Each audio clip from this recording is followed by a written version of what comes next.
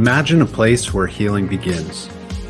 Welcome to Hidden Oaks, our serene 46-acre off-the-grid ranch, dedicated to guiding you on your path to recovery from addiction and past traumas. Here, surrounded by the tranquility of nature, we offer a safe space for renewal and growth. At Hidden Oaks, we understand that the journey to recovery can be challenging. That's why our compassionate team is here to support you every step of the way, providing personalized treatment programs tailored to your unique needs. Take the first step towards reclaiming your life today. Call us at 972-932-2033 or visit our website at resolutionshealthcare.com to learn more. Remember, the path to recovery runs through Hidden Oaks. Let us help you find your way.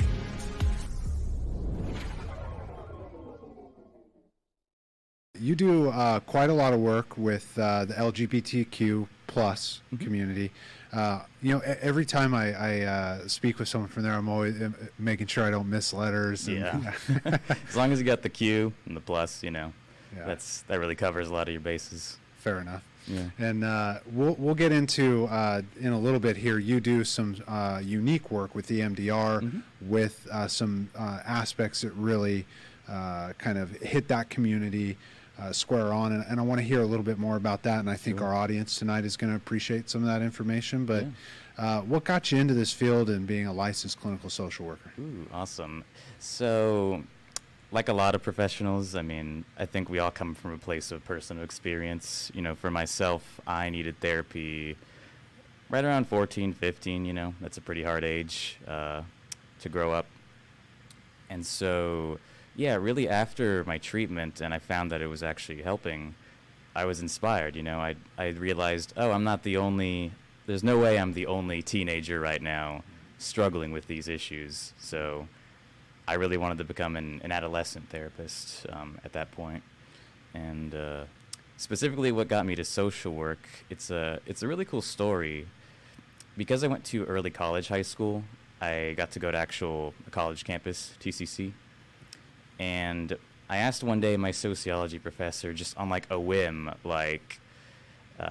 hey, I want to become a therapist. Do you have any, tips, any ideas how that goes? And she had told me, okay, I'm going to tell you something that's going to change your life. If you do it through psychology, it's probably going to take a while. If you do it through social work, you can start being a therapist more quicker. And because she'd kind of known my personality and my passion for social justice, she was like, and social work is probably more in line with what you want to do anyway, since, at that point I was already focusing on the queer community as well and helping them. And do you find yourself these days working just with all ages, or are you doing adolescent therapy mostly? I actually do all ages. I think, I would say it's about half is like underage and half is adults at least. Yeah. Well, it's good that you highlight too, because we have a lot of clinicians who tune in week to week to listen to the show or watch it on YouTube, and to kind of highlight the difference, because I'm an LMFT, you're an LCSW. It's not, for those listening, it's not that one is better or really all two like different from each other. The routes are just slightly different. And I think sometimes in the beginning, the practicums or internships training it can be a little bit different in the ways you can get hours, but I like that you pointed out LCSWs definitely have more of that push in the beginning on kind of like the social justice aspects. Absolutely. Totally. Yeah. And so you work with, and maybe we can transition into this, because it was one of the things that jumped out in your bio right away is you work with gender dysphoria and you treat utilizing EMDR, which is something unique in the area that I haven't seen even in other LGBTQ plus providers. And I'm curious if maybe we could start with just kind of like how you would define gender dysphoria so that those listening can have a clinical perspective, and then we can go into how you treat it. Yeah, I would define gender dysphoria as there being an incongruence between one's gender identity, so what they feel internal describes their gender, and any kind of external characteristics. So this can be body parts, it can be voice, it can be the clothes they wear, it can even be the roles they take. So like if somebody, is like a mechanic, but they don't find they a lot of people find that as like a masculine kind of job, but maybe they're not a masculine person, and so just having that role can create gender dysphoria as well. It's quite a spectrum on what can cause it and how distressing that can get. Yeah. Do you find it on that big of a like spectrum scale in your practice here in the Dallas-Fort Worth area? Yeah, I would say so. For a lot of folk who come to me, we're really working with the really big points of gender dysphoria, so the things that are going to require change through hormone therapy or surgery, and so I often write surgery letters. But, those things can take a while. Hormone therapy, depending on whether you're on estrogen or testosterone, that can take a long time. And surgeries even more so. I mean, you can schedule those out 6 months, a year, more even. So while we're waiting on those big changes, what can we do in the day-to-day? What can we do with your clothing choices, the places you choose to be around? Even if there are roles that you have, well, what can we do to help that align more with your gender identity? Yeah. Well, I can appreciate this too, because I imagine as well, just even on my channel, being a straight guy, the kind of people that I attract in on like the social media too. It's like I'm a pretty middle of the road individual, but with a chance to talk to some people who maybe aren't the most kind about these things or the most understanding. What would you share with them just as a compassionate clinician to kind of help open up the perspective and the conversation around some of this stuff? Ooh, that's a great question. I think I would say, bottom line, I mean, we're people like everybody else, and all humans can understand that struggle and pain is something we experience, and this actually relates to like my therapy style as well outside of EMDR. So because we can all understand that idea of pain and suffering, we all understand that deserves to be alleviated at some point, because nobody enjoys that. And so I would just hope that people would understand or come from the place of like, before putting anything on like our own internal perspective, our own prejudice or anything like that, just understand, hey, this person experiences pain and suffering. It's in a way I don't understand, but can I at least start from that perspective, that common ground we all have, Yeah. And if it's not your pain and suffering, leave it alone. That's a great point. Yeah. I find it interesting, just I think across the spectrum of like pain and suffering in life, it's easy to have an opinion about someone else's experience, right? And about somebody else's pain. And it doesn't matter what the type of pain is. You can find a lot of common ground with a person if you just shut up and listen to what their perspective is. Yeah, well said. Yeah. It's like finding common ground, Yeah, it takes listening, and I think a lot of us can use more work in listening. Yeah. So you work closely with Crystal, and we've had Crystal on a few times on the show. She does EMDR, and you do EMDR as well. Right? And for those who may or tune in for the first time and haven't heard us talk about EMDR, do you want to give them kind of a quick rundown of what that is? Yeah. With EMDR therapy, it's unique in that we're playing a lot with brain mechanics. So compared to regular talk therapy, where we're just, talking and processing through problems, if we're doing something with trauma, maybe we're doing a timeline and kind of going through the events of an incident. With EMDR, we're including stuff during that processing like bilateral stimulation. And so this can be through eye movement, which is what the EMDR stands for, eye movement desensitization and reprocessing.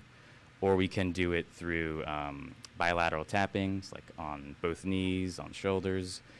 And let's see, without getting like super into the nuts and bolts of it, essentially we're helping achieve a unique brain state that is letting us get greater access to trauma and desensitize one to it in a way that may not be achievable through talk therapy alone, Yeah. You think I got it? Yeah, I think you nailed it there. Awesome. Not too dissimilar from what's been shared on the show before. And what ways do you find that that's really helping with like gender dysphoria? Maybe a better question to start with is like, what are we hoping to resolve just based on the conversation you and I know underneath of like the pain and suffering, right? Yes. But what do you find like practically we're trying to resolve like with a client Mm-hmm. that is presenting with gender dysphoria? Yeah, this is a really tricky one because whereas with something like trauma, um, like outside of gender dysphoria, we're looking at incidences and we're identifying negative cognitions. So after, a horrific event or maybe even something minor, it could be I am unlovable, I'm useless, that kind of thing. And we're trying to replace that with a more adaptive cognition, usually positive, so something like I am lovable or I am worthy. Gender dysphoria is tricky because we're actually not trying to replace any cognitions with anything positive. Not usually. The reason behind that is an ethical thing. So let's say somebody has gender dysphoria around, their chest. Let's say they have breasts, and that is a huge area of discomfort.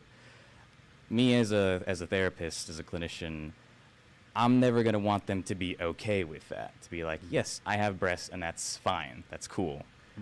Because that goes against who they are fundamentally.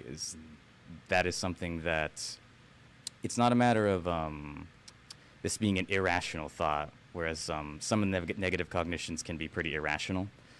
The discomfort they have is completely rational. And so instead of, let's say like the negative cognition we're targeting is something like, I'll never be a man. This is a really common experience.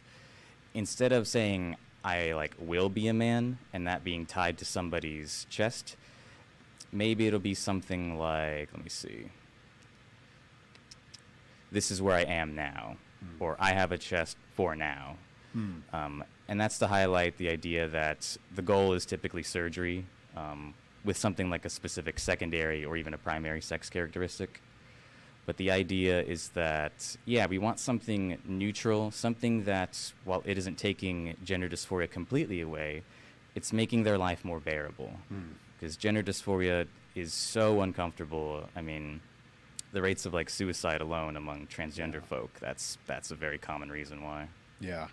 How, as a clinician on the front line with the community, how are you, because this is something as like a straight dude I'm always curious about as well, like sorting through the mire of those who find it just kind of like a cool accepting community to be a part of, and those who are like actually needing the treatment and support because they're in pain around the dysphoria.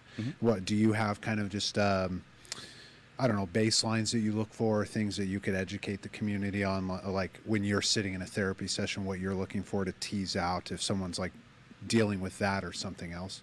Dealing with gender dysphoria? Let me see. I have a unique, I guess you could call it ability, but not really. It's more so that me as a trans therapist, which I don't think I actually said at the beginning. I am transgender myself. I use they, them pronouns. Because I'm so visible about that on all my profiles, trans people don't need to worry about explaining themselves to me. And from day one, they know who I am, I know who they are. So I don't usually... It really isn't... it doesn't take much prying to figure out what's going on. They're usually very upfront with like, I want, this kind of procedure done, or I'm really struggling with this part of my gender expression. In terms of like baseline for, anybody in the community who's wants to be more aware of that or catch that early on if they can, let me see. I would say it's probably gonna show up more in the day-to-day stuff. So like I'm really uncomfortable with the way I dress, with the way people perceive me, with the way they gender me at work, or if people use the wrong name for me. More of the day-to-day stuff I think would come out sooner than anything else. Yeah, it's a little bit more obviously talked about in today's day and age, but it's like this is kind of the classic conversation of the tomboy, right? When the girl's dressing up a little bit more boyish when they're young, and these kind of things have always existed. Yeah. That's why I always find it interesting that it's become such a charged and really kind of hateful conversation, when we can stay pretty moderate about it and just make sure we're providing people support. This is pure curiosity, just from you working with it day in and day out. What are your perspectives on like what the interventions need to look like at different stages? Because obviously right now there's a lot of political tension around that. We don't need to get into any of that crap. Yeah. But obviously this is a very charged conversation. But just level to level, on a platform like this, what are some of the different things parents should be aware of, and what are the interventions maybe you would advocate at different stages of somebody's life if they're struggling with this stuff? Ooh, okay. Well, these are great questions. Let me see. For any parents out there, because I work with adolescents, I frequently have to work with the parents as well, and thankfully most parents, because they have to take their kid to a therapist, and if they see in my profile they know I'm trans, they're probably going to be pretty okay with me already, because they're the one who takes them to the appointments. For any parents out there really who either this is a conversation that's coming up, or maybe you're seeing things you suspect, oh, maybe my kid is gay, maybe my kid is trans. Let me see. I think that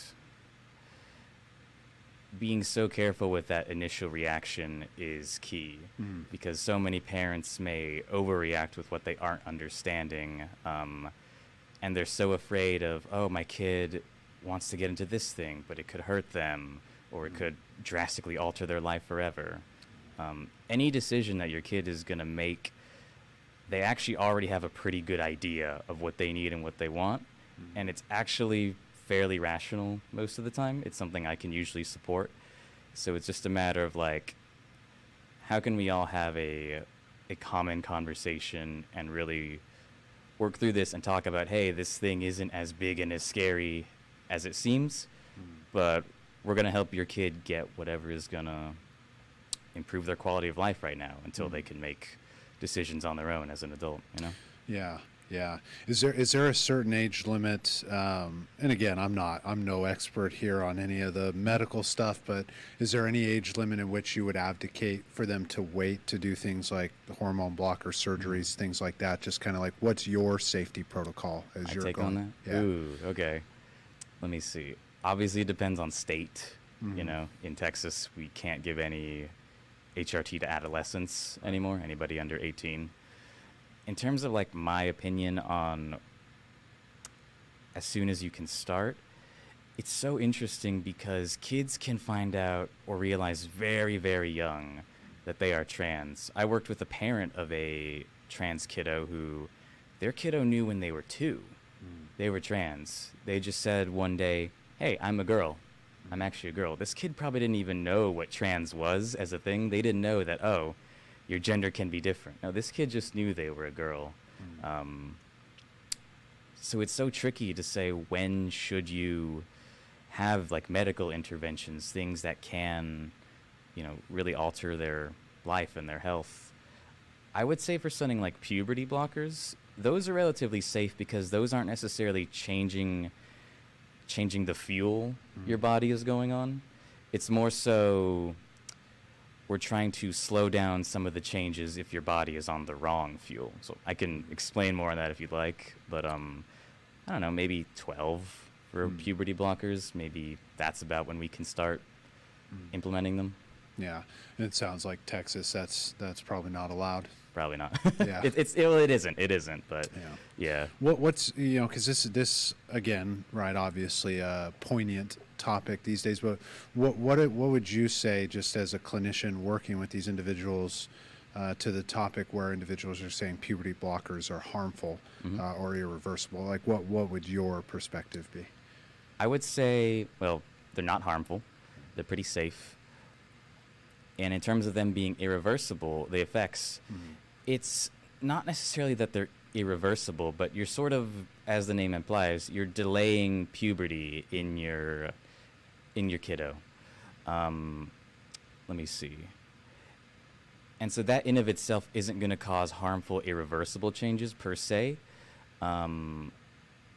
What can cause the more drastic changes that are potentially more lifelong is directly going on the opposite hormone, directly going on testosterone or estrogen. And let me see. That I have the opinion that it's safe for more than you think it is, and adolescents can probably go on HRT. I mean, I believe they can. Yeah. Kind of lost my point here, but no, I mean, I think this is such a vast. It's interesting, right? Because it is in your lane, and also, right, for us as therapists, right, there's a lane we stay in those conversations. So it's such a vast conversation to try to tackle in one podcast episode. Yeah. What would you say as far as like, okay, a young individual comes to you, not quite in adulthood yet, but they know that they're struggling with gender dysphoria. Is there, would you say, kind of like a severity as far as where we would start advocating for supporting them in surgery and those kind of things? Like, again, this is all for my own edification because I don't work with this population, but and probably for those listening who are curious about this, but is there a level of severity where even you might say like, let's hold off, like let's, like, do you often level of severity in terms of severity may be the wrong word, level of like commitment to the to that lived experience? Okay. Yeah, I would say, let me see, let's say kiddo just figured this out like a month or two ago, and they're still really unsure about even something like name or pronouns, and let's say they did want a change pretty quickly, maybe I would hold off on that just to say like, let's give yourself some more time to see what it's like to live with this gender identity you've discovered. Let's see what some of the things like, a different clothing, cosmetics, different hairstyle. Let's see what that can do for a while. But like I said earlier, most kiddos, by the time they come out, they've already figured it out for a while, and they kind of already know what they need. So let's say they've known for years, right?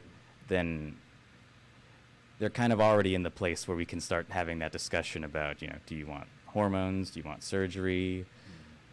What do your folks think? That kind of thing. Yeah.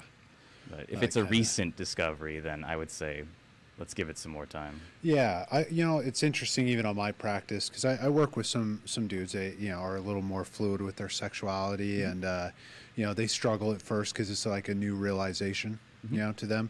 But for those that I've known, even in my own personal life over the years, like they were gay or trans, that kind of, they knew pretty early on. Yes. One of my best friends growing up when I was in middle school, he lived a couple houses down. Shout out to Alex, I love you, man. Always wonder what he's up to these days. But he knew when we were young that he was gay. Awesome. And it took him a long time to come out, right? But that's a product even you've touched on in your bio of like that he grew up in a Hispanic home, right? And it was rough, for him to come out. I want to hear a little bit more about your story and background with some of that, and just kind of overcoming that and stepping into your truths, and giving you a space to share some of that with our community too, for those who might need to hear it. Totally. But you mentioned something really important. That's a touchy subject on YouTube, but I think we can take it on as what would you call? How would I say just offing yourself, right? I don't know. Can you say that on YouTube? Maybe. We'll find out. I forgot that was a thing. Yeah. Self-ending. Yeah. It's quite a high rate. It's in very the high. Trans community. Yes. Could you share some thoughts and just kind of ways that you're supporting people in that? Yeah. I mean, for anyone who doesn't know, the statistic has been as high as 41% of trans people have attempted at some point, which is ridiculous when you think about just any vulnerable population. Almost half is wild. Yeah. Given the recent state of the world, I am sure that I've heard personally, how much attempts have increased and people who've actually succeeded or completed. So in terms of like how I'm trying to support people in my personal life and support clients, right now I want to encourage people to engage in as much of the queer community as they can. Something that a lot of people can even call queer joy, which is being around people who you don't need to have your guard up. You don't need to worry about them questioning who you are or what you want to do. And just letting yourself exist and be present in that space. I think for a lot of folk, there's this feeling of like impending doom of, oh, when are things going to get worse? And maybe things will. But for right now, we've got a moment. So just exist with each other right now. Do what you can. That's honestly the best advice that I can give my own clients and, you know, personal life as well. Yeah, we talk about it a lot on this channel. Community is that lasting piece, you know, and you know, really around any modality that we discuss on the show, we talk about like when you're taking action, building a community for yourself, no matter what it is that you're up to. If you're trying to make some positive changes in your life, get yourself around like-minded people who support who you are. Yeah.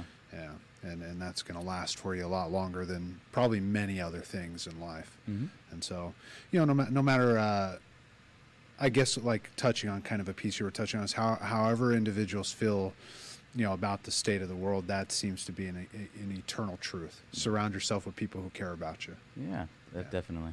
Yeah.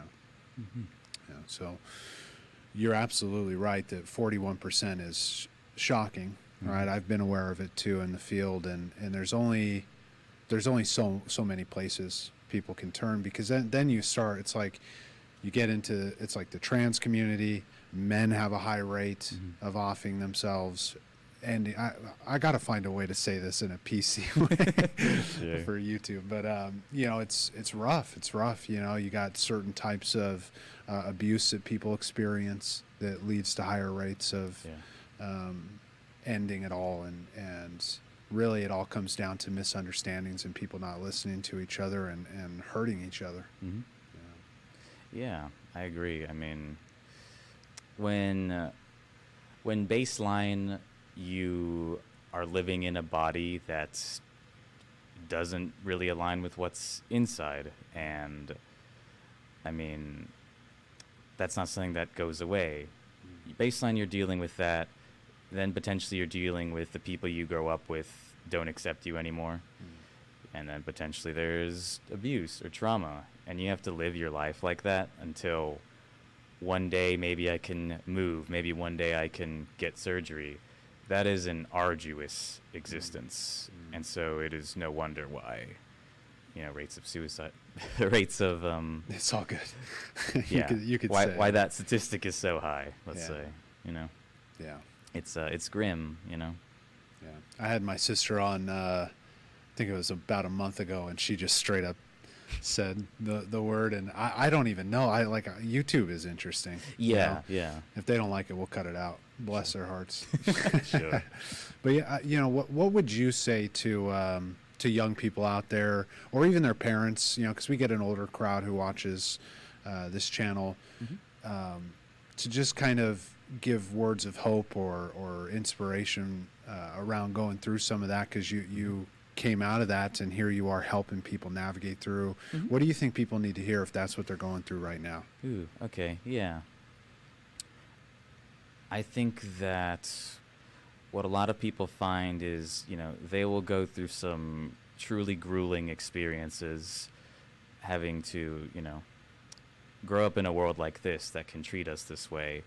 But what you can find on the other side, if you can get there, is some of the most rewarding and beautiful experiences with other people that I think you can find, because you already know that so many people are against you, but the people that aren't, they really, really care. And I have found some of the most amazing friends, the most welcoming communities within the queer community. So there is something so beautiful on the other side if you can get there. So please hope that you can hang in there for now. Yeah, keep going. Yeah. And whatever the struggles are, it's worth waking up for tomorrow. Yeah, Yeah, absolutely. One of my interns, we were chatting before, and his curiosity when we were kind of chatting about what you and I would talk about tonight, I also thought, hey, what a great question. Where do you think this kind of originates? Is this gender dysphoria specifically? Do you think it's just something individuals are born with? Are there certain factors that can compound the development of like a young mind to experience this dysphoria? I'm sure there's a spectrum to this answer too, but could you give kind of some answers for the audience as well tonight? Totally. It's such an interesting question because, gender, as we know, is a social construct in the sense of like, society has an idea of what men are, society has an idea of women are, and people are kind of expected to follow that. But we don't have any idea of what non-binary people are supposed to look like. And I'm non-binary. There's no notion of what that role or what a person who is non-binary is supposed to look like. So what were to happen if there were never any gender roles? There was never this idea of man and woman or non-binary. There was just nothing.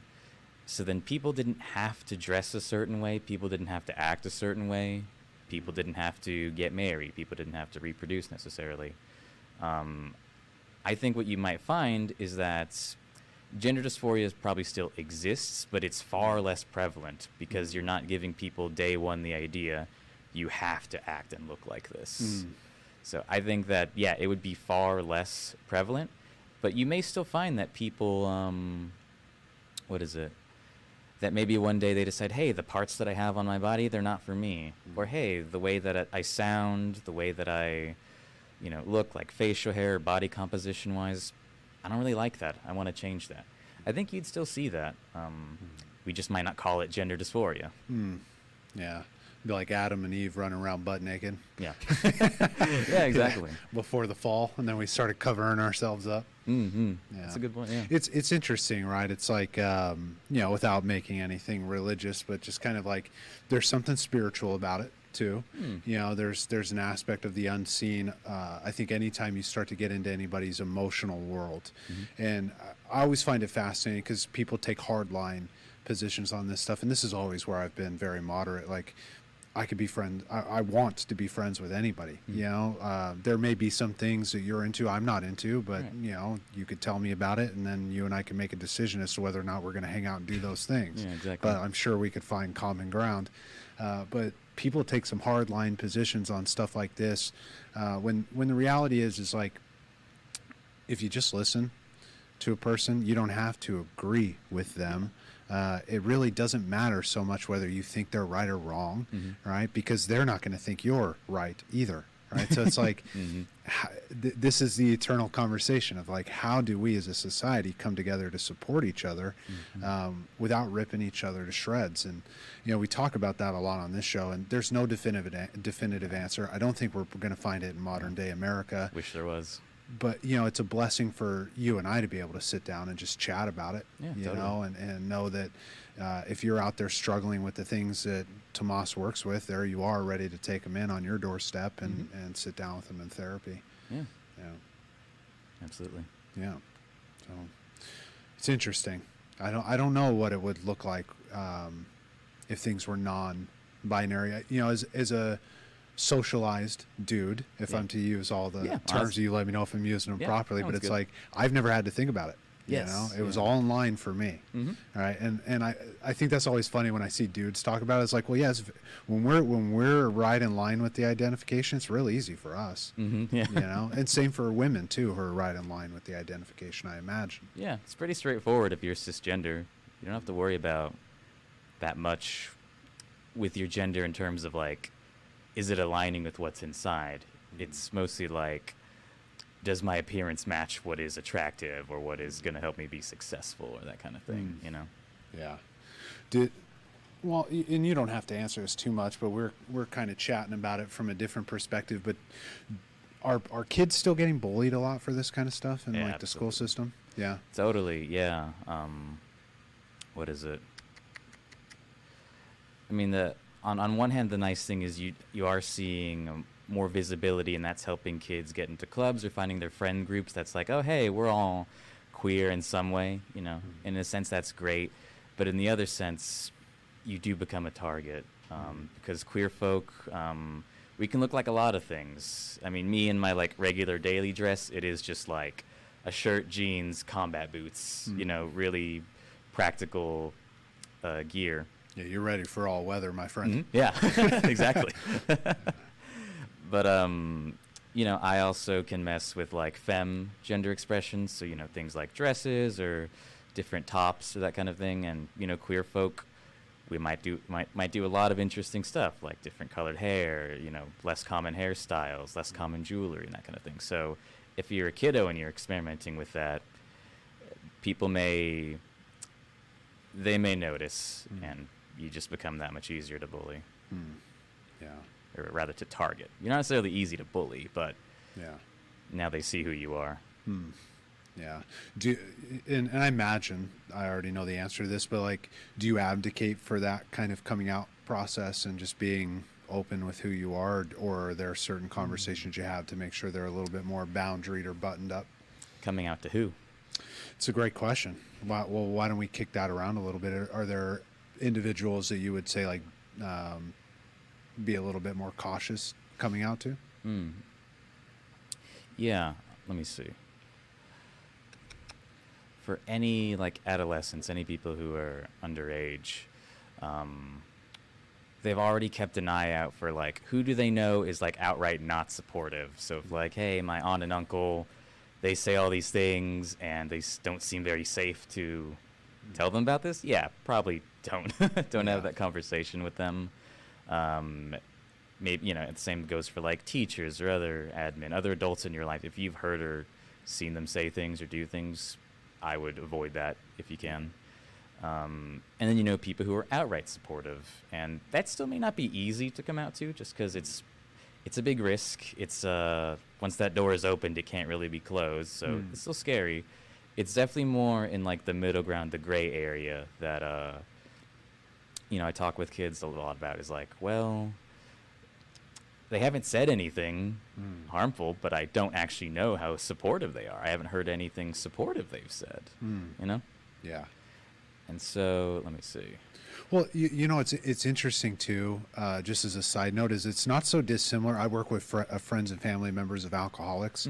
It's not so dissimilar from the boundaries that I would communicate with, let's say, a family member of an alcoholic, even communicating with relatives who don't agree that that person's an alcoholic. It's like, well, you know, they haven't really communicated a whole lot of support, you know, or they've just been outright disrespectful about it. They don't really care that you're going through this. Maybe not the best person to seek support from, you know? Yeah, absolutely. That's a great comparison, because there are a lot of folk who, you know, stigmatize, you know, substance use. Yeah.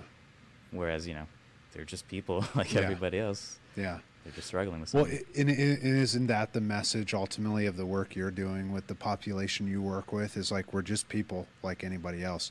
And that's where the message gets lost when you get to like the big media platforms. It's like everybody's got to take a side. Nobody can just be people, you know? It's got to be some kind of agenda.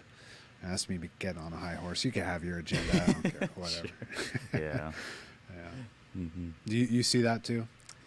Yeah, I try not to see that, but on social media mostly, that's where you'll see that stuff.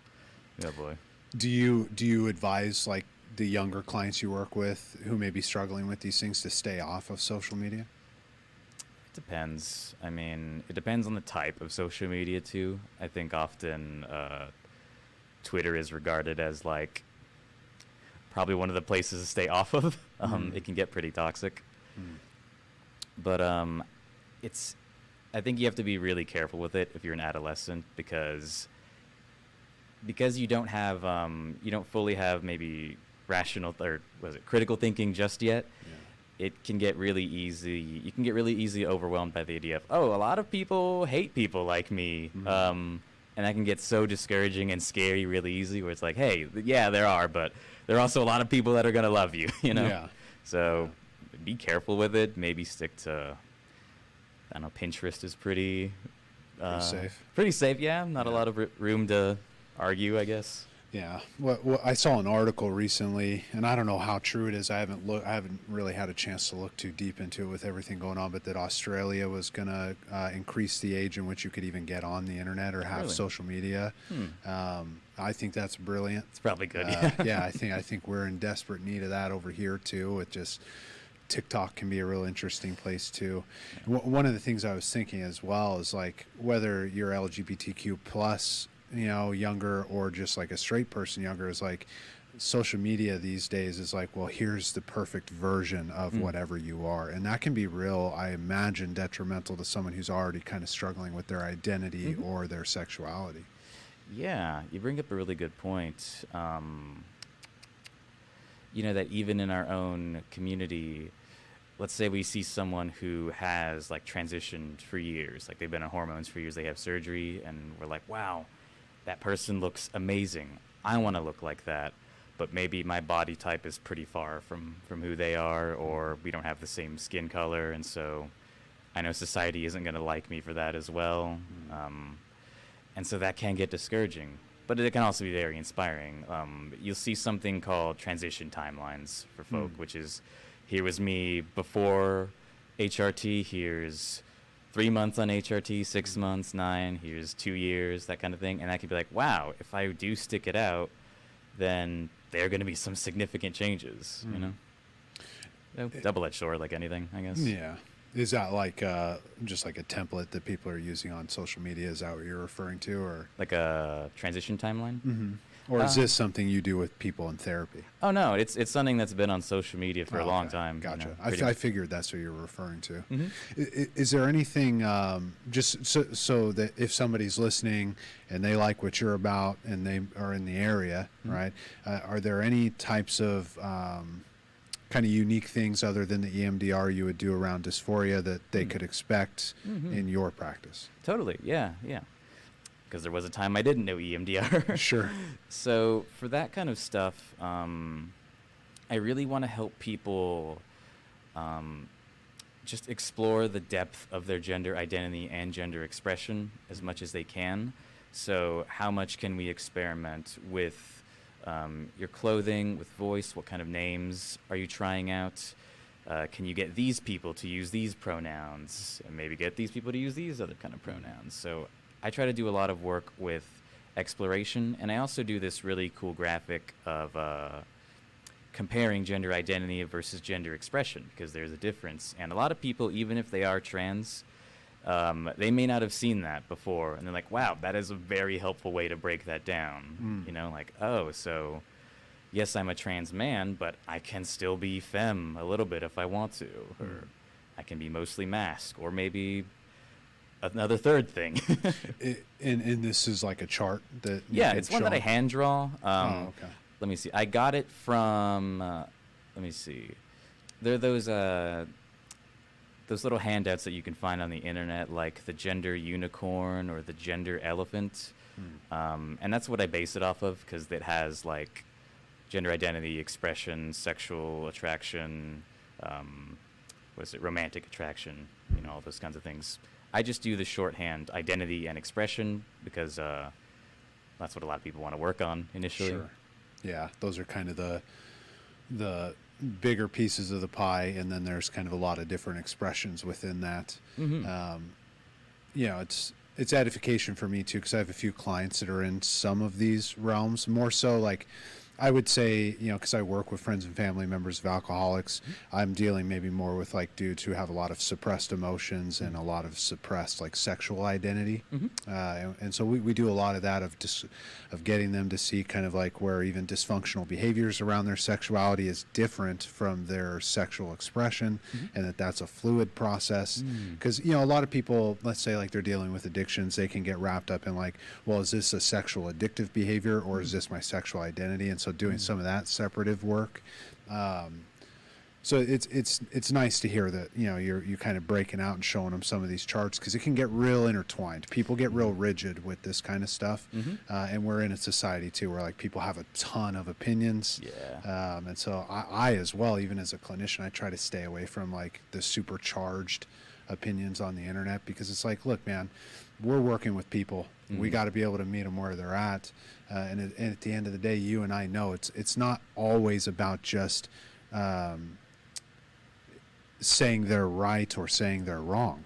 It's about making sure that their feelings are understood and felt, you know, and then helping them express that as best they can.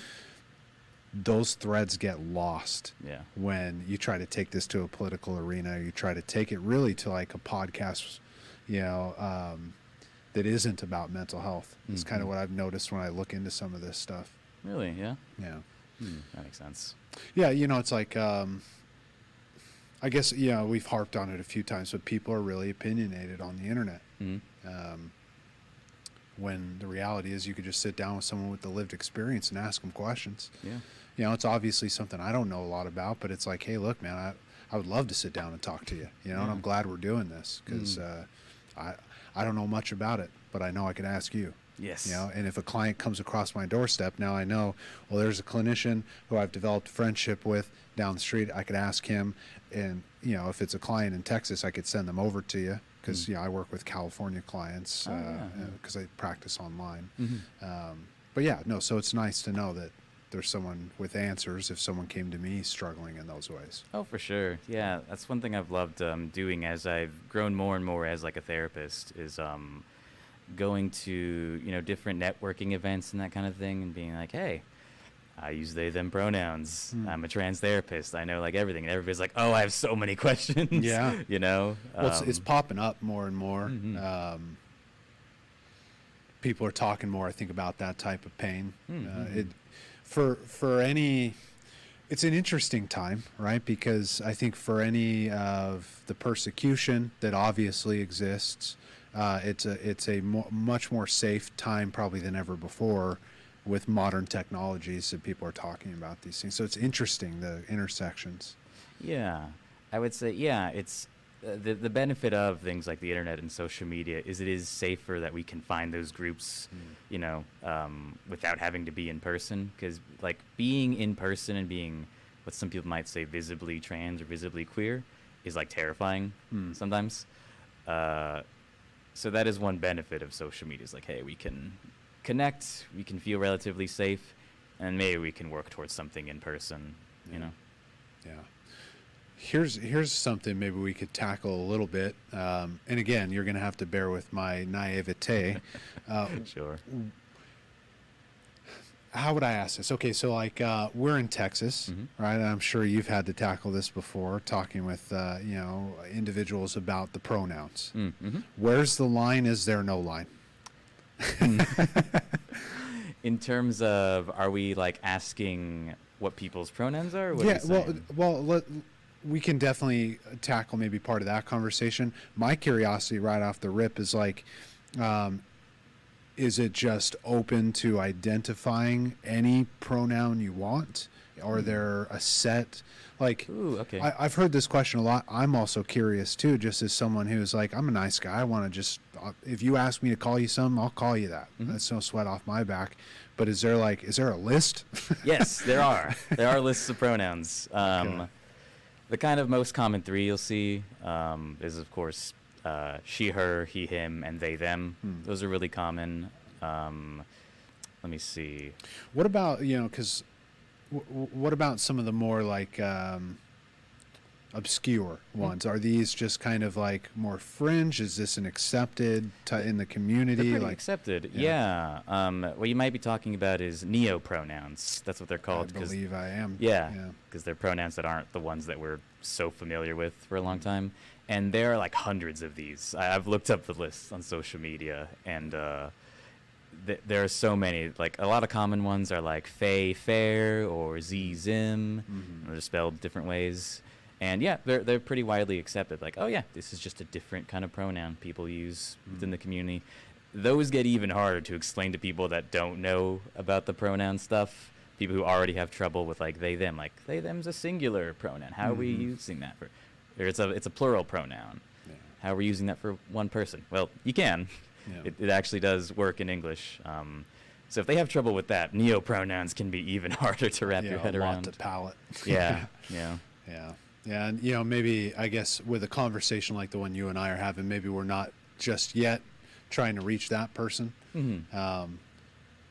But it's nice to know just for myself, it's like, okay, so there are some that are, have been used for a long time and some new ones that are coming out.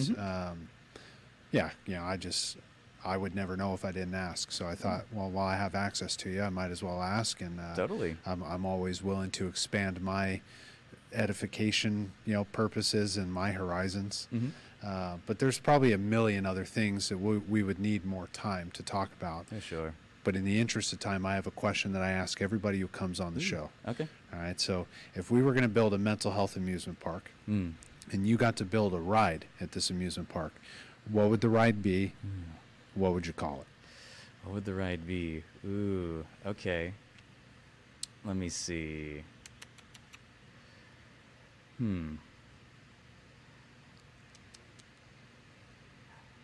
I think it would be, one of those ones where it's like a big circle or a big disc, and everybody's standing on the sides, and it spins around really fast, and everybody gets dizzy and that stuff. Yeah. I think it would be that kind of ride, but it would be so colorful and have such like great art all around it, because trans people are great artists. Yeah. Queer folk, great artists. Sure.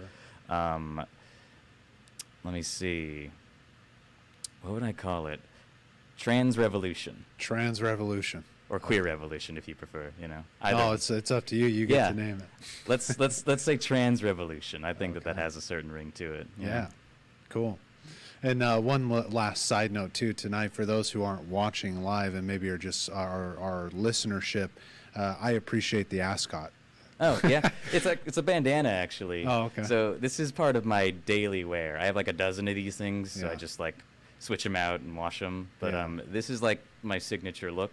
Yeah. It's a way for me to, if like people see me in public, they're like, oh yeah, that's probably a queer person somehow. That they're at least gay, but maybe they're more. It's a way that they can see that, and maybe they don't come up to me and say anything, but they're like, hey, that's another person. That's cool. I'm glad I saw them. But I do get complimented on it a lot. Yeah, our interns, when you came to the event a couple weeks ago, they were like, it looked like an ascot. We thought it was cool. I was like, yeah, he's a cool guy. Thank you. Yeah.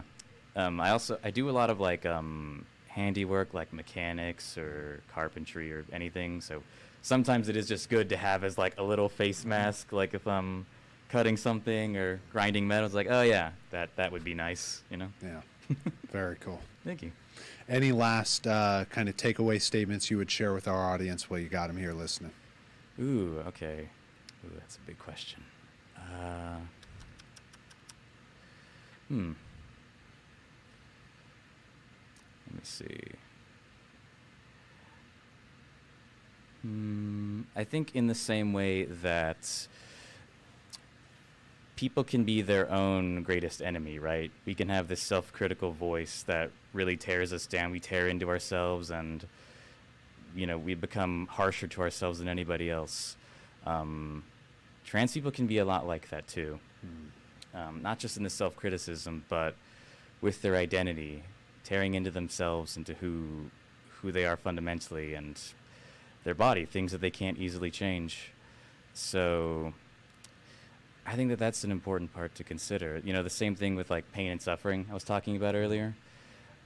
We're not just being attacked by everybody else. We attack ourselves pretty often too. So if you're somebody who's ever criticized yourself, which I'm sure everybody has, and even in a really harsh way probably, that's another good way to try to connect with that community. If you want to try to get some understanding, is like, oh yeah, they've probably hurt themselves in ways that nobody else has. Yeah. Don't do that. Yeah. Yeah. Ladies and gentlemen, Tomas Altamirano, licensed clinical social worker. Thank you for coming on and joining us tonight. Thank you. It's an honor. Absolutely. Awesome. We break the cycle here every Friday, 7 p.m. Central Standard Time. We will be here throughout the holidays, and we look forward to seeing you here next week.